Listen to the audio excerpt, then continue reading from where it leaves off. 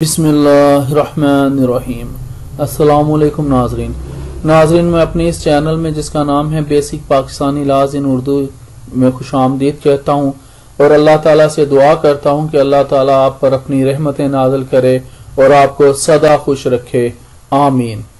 नाज़रीन, इस वीडियो में हम आज निकाह नामा पर दस्तखत करने के बाद पैदा होने वाले नए हकूक के बारे में बात करेंगे।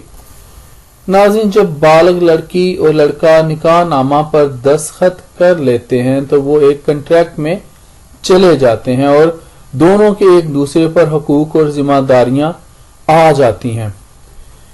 नाज़रीन, ये हकूक दो तरफा होते हैं। अगर मियाँ या बीवी जब हकूक पूरे नहीं करते तो वो कानूनी तौर पर अलहदगी इख्तियार कर सकते हैं। नाज़रीन, बताता चलूं कि मैं अब केस लॉज में आप लोगों को ये बातें कर रहा हूँ। केस लॉज के हवाले से इसको डिस्कस करेंगे, कुछ जो अदालती फैसले होंगे उनके रेफरेंसेस देंगे। नाज़रीन, बीवी के हकूक में खर्चा नान और नफका यानी कि जिसको मेंटेनेंस कहा जाता है वो शामिल है, जबकि शोहर के हक है कि बीवी उसकी फर्मा बरदार रहे, उसकी ओबीडियंट रहे।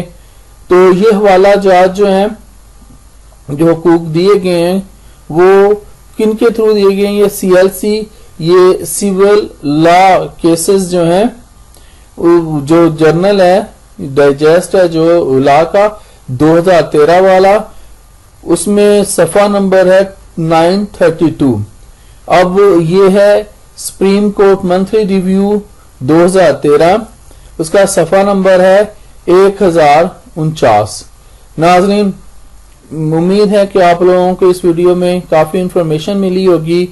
अगर वीडियो पसंद आए तो लाइक, शेयर, और जिन्होंने मेरे चैनल को अभी सब्सक्राइब नहीं किया तो उनसे मेरी रिक्वेस्ट है कि मेरे इस चैनल को सब्सक्राइब कर लें। इंशाल्लाह जिंदा रहे तो अगली वीडियोस में मिलेंगे। इजाजत दीजिए, अल्लाह।